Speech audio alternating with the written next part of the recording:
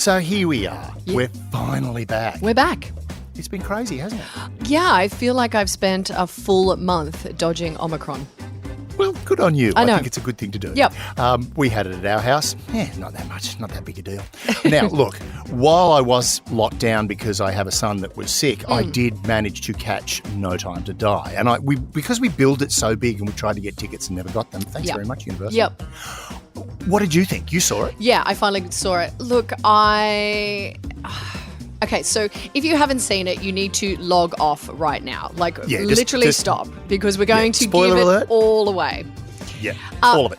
Okay, so I really did find it was such a James Bond movie in every sense. Like, it had everything that you expect. The baddies were really bad, and it was quite scary. There was action, there was love. It was all there, but James Bond is dead, and I cried. He's dead. He's dead. But here's the thing. To me, it was a massive homage to absolutely every other It was James Bond film ever made. 100%. Right down to the Aston Martin doing the donuts in the plaza in Italy with the machine guns blazing, which was just like, oh, this is heaven. Brilliant. Well, we're 5 minutes in and already he's been blown up and the car's just going crazy with machine guns.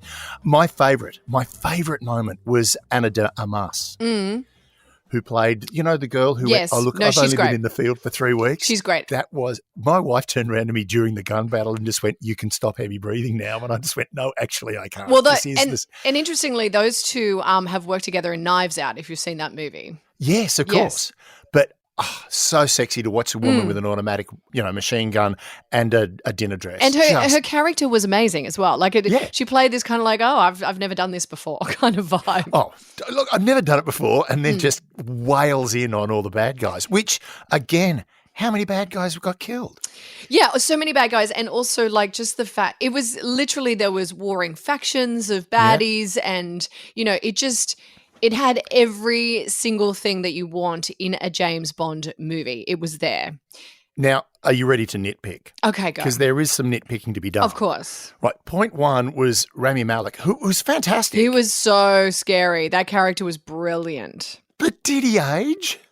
No. Because remember, by the way, everyone, if you didn't know, James Bond is married in this film. Right. It's slightly estranged from his wife.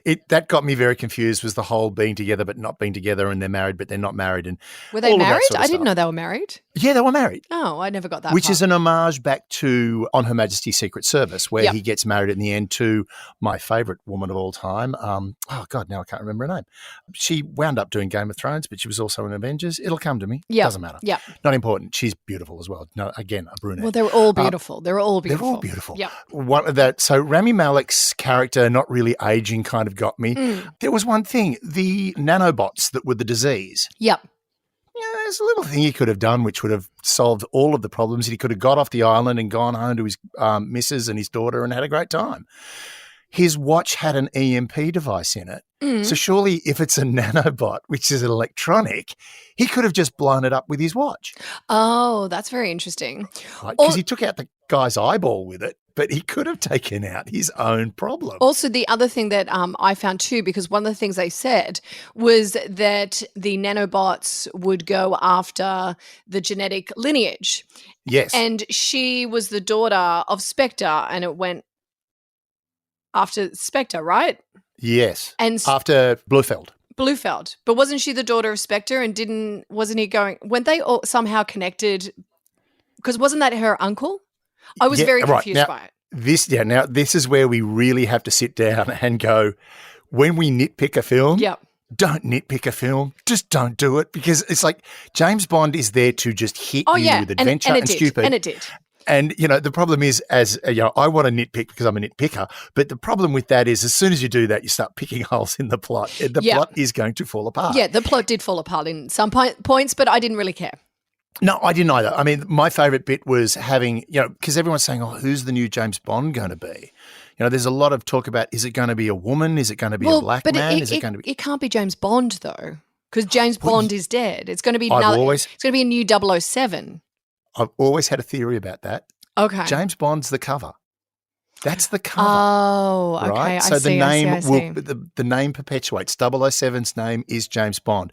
That's always been a theory of mine. Okay. That, you can have multiple Bonds because that's just the name you assume. I mean, the fact that every one of them is a commander in the Navy, and so good to see Daniel Craig wearing the Navy jumper with the commander bars on. It just looks so schmick. But the fact that they brought they had a new 007 because James had retired. And I love the fact that she was a black woman. Yes. Which is basically they've gone, you wanted a black person, you wanted a woman. Right, we've done it now. Can we move on? Yeah, tick. But even though, Idris Elba is still kind of in the running. Oh, yeah. And he'd make a great Bond. I love Idris Elba. Oh, he'd be fabulous. The other person I'd pick is you. You'd make a fabulous Yes, Bond. great. I would totally take that role on. Anyone would take that role. Anyone. Now, there was one moment that actually was a laugh out loud moment for me that I don't think was meant to be. We're in Rami Malek's hideout, which of course is an island that used to be a missile base, and that's fantastic. But there were all those people wearing sort of plastic jumpsuits and masks and helmets doing something in a pool of liquid. And of nitrogen. Or acid or whatever it was. Yeah, well, that was the thing. No one really knew what it was. They're just all moping around in this thing. And then the big boss battle between the female 007 and the bad guy, and he falls in and, of course, starts bubbling away. And then they look at him and then they get out. Yeah, they look at him and go, holy crap, this is acid. Jesus. I cracked up at that moment. I That also didn't understand, Rami Malek is gone, nowhere to be seen at this point. And then you have basically all hell is caving in, everything's just going tits up for him. Yep. But yet the baddies, his army still fight Bond. It's at what point do you go, you know what? There's not enough in this for me, this fight. So I'm just going to get off this island. Yeah. Do you know what I mean? I really have skin in this game. Why would you keep fighting? I just don't understand. I don't know. Maybe there's a bonus if you keep killing. Yes. I don't. I always thought, for me, the greatest reflection of that was, I think it was the first Austin Powers film, where every time a henchman got killed, you then followed someone to tell his family what had happened. You're right, yes. So there's a beautiful moment where you see Austin Powers, Mike Myers, kills some guy in a jumpsuit, and then the next thing you got Rob Lowe knocking on this woman's door, and she opens it with two kids, and he's like, I've got some terrible news. It was that beautiful moment of going, well, what happens to these little henchmen? Yes, exactly. Most of all, they just get out of the pool of acid, and honestly, occupational health and safety, they should have been informed. Yeah, they should have been informed. They had no idea, which is so weird to me. Anyway, look, Rami Malek was phenomenal. I think he played that evil character to a T. I think he was so good at it. Bond, of course, Daniel Craig, so good. I think the women were good in this. I think every single person was great in this.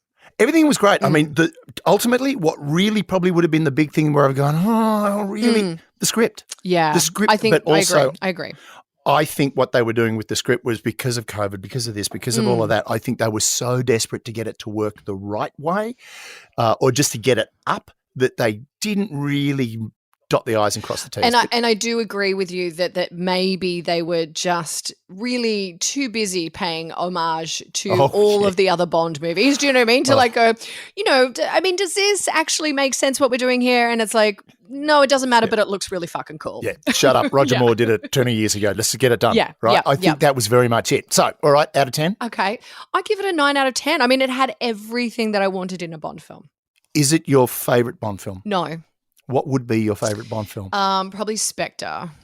Oh, really? Mine was Casino Royale. Oh, no, sorry, Casino Royale. Yeah, Casino Royale. I haven't seen that one in a while. I think Spectre was the last one that I saw. We have revisited them all, but yes, Casino Royale, you're right. Casino Royale was just so on the money. Such a great film. Yeah. All right, well, that's it. Okay. We can now stop talking about James Bond and get back to the real world. Thank fuck. Until, of course, a new one comes out, and then we'll talk about it again. I can't wait. Yay!